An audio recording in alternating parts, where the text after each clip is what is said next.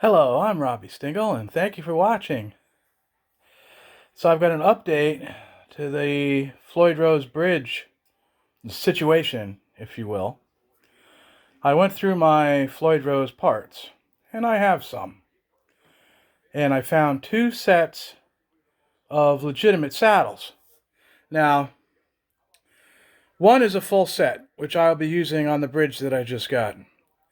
The other is a set that somebody put on the bridge. Looks like it was probably obtained by a Kramer worker because all the saddles are the same saddle except for one is sanded, which is something we used to do to try to get action down at the factory.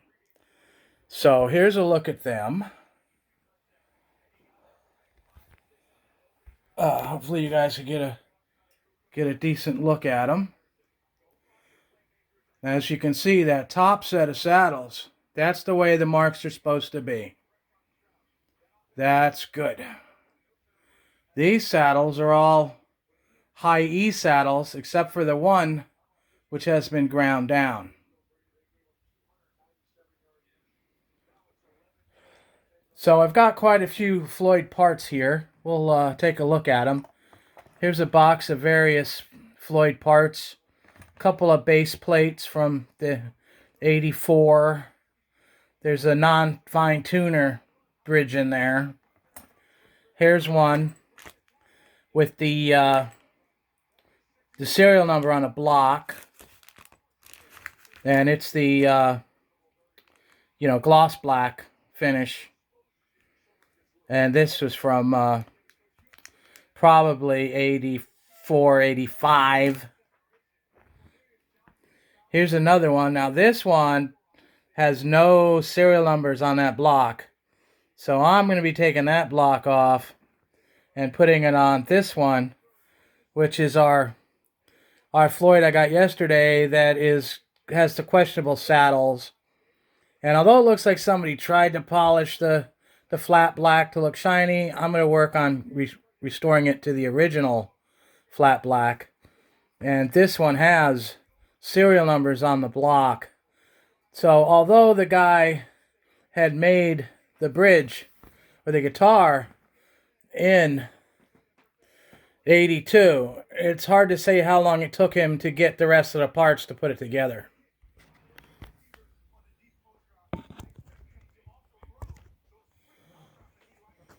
So, let's tear some stuff apart. Why don't we? Well, we'll start with the bridge we got yesterday, and we'll just tear these saddles off there. Undoubtedly, they will be going into said parts bin. Although I will need the string blocks for the set of saddles that I have that's going on this.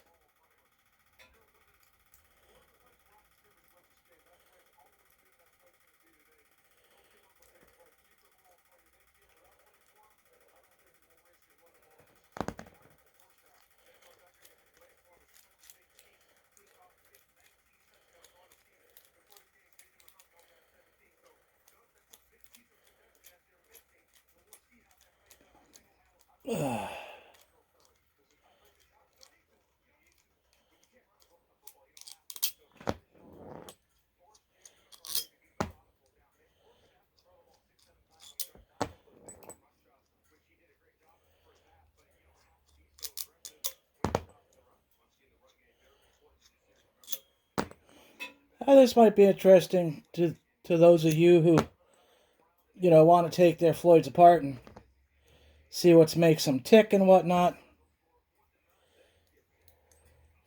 It's a good thing to chance to clean them up. You can lightly oil parts. I don't suggest like soaking them in oil, but some people do. Now, we're going to take this block off of here. This is the bigger Allen key. And this isn't particularly that tight in here. This one is torqued a little.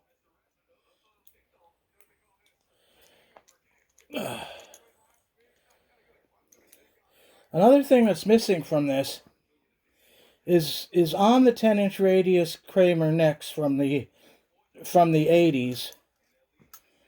Floyd Rose's had to have a shim underneath the B, G, D, and A strings. Those blocks had a shim to increase the curve of the radius on the bridge to fit the 10-inch radius. If you have a Floyd Rose without a shim, it's probably on like a Charvel with a flatter radius. Okay, here we got the base plate off. Fine tuner spring, shim, and block. So we're not going to be using that block. I'm going to need the blocks for the strings on these saddles to put on these other saddles. So let's tear off this one, because that block on here is Gouda, and it's a tighty. Ooh, there it goes. Nice. Sometimes these things are really tight. I tend to get them as tight as I can. You know, sometimes I'll even torque them with a cheater bar, depending.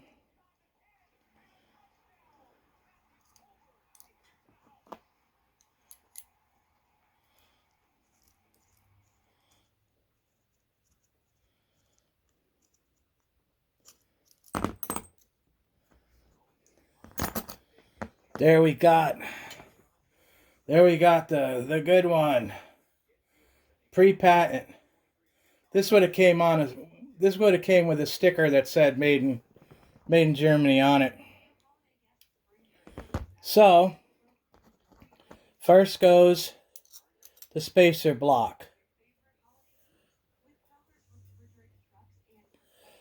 Then goes, well, I got that wrong. First goes the tensioner spring for the fine tuners. Then goes the spacer block. Then goes the block itself. And then you get to kind of try to hold these together and get a screw in there.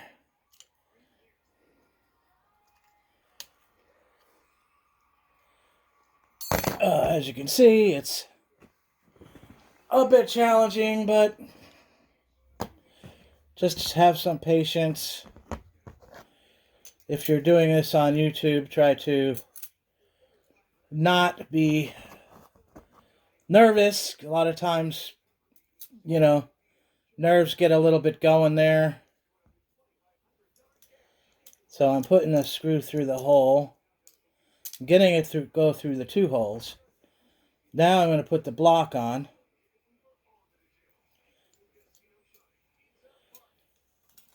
And get one started.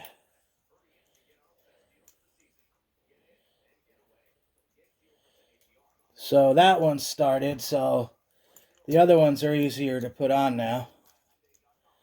That we got one of them in there.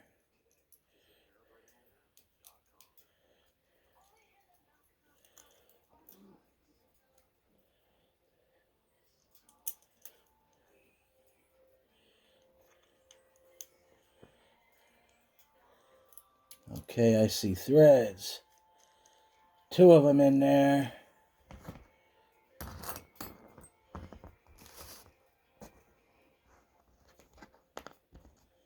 And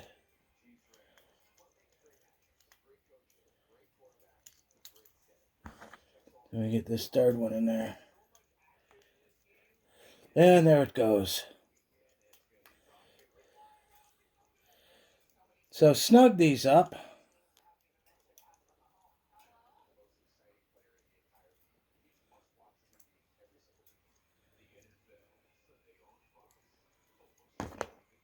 And then flipping it over, make sure that your shibs are straight before you tighten it. So this one's a little bit off, so we'll mess with it a little. You can move it slightly back and forth.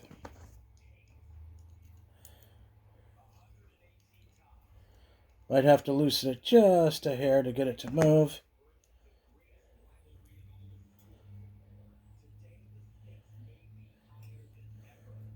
And you get it on there straight. And very carefully tighten the fastener. And once you get it in position, you can torque it pretty good by hand. Should work.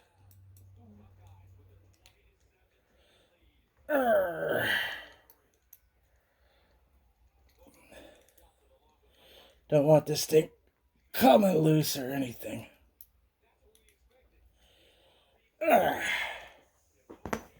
So, well, that's a lot closer to where it should be.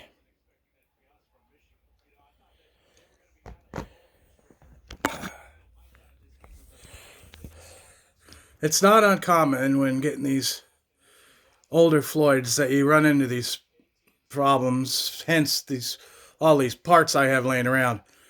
But it is worth it in the end to, have the legitimate thing, even if it was pieced together over a period of time. You can pretty easily identify what are the first run parts by the flat black finish and the markings on the saddles.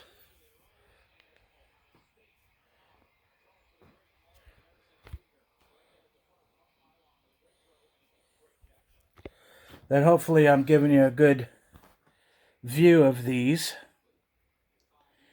And the proper saddle scribes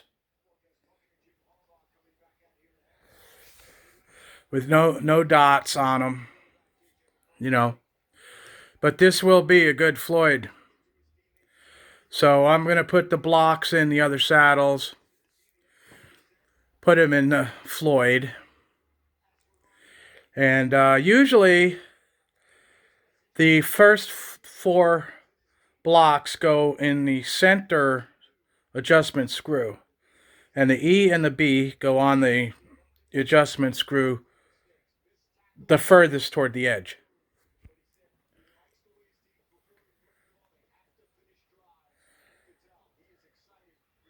Like that. Pretty much all my Floyds are that configuration. You can get pretty darn close before having to do the intonation to it.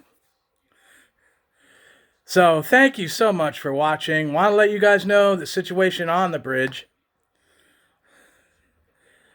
And have a nice day and rock on.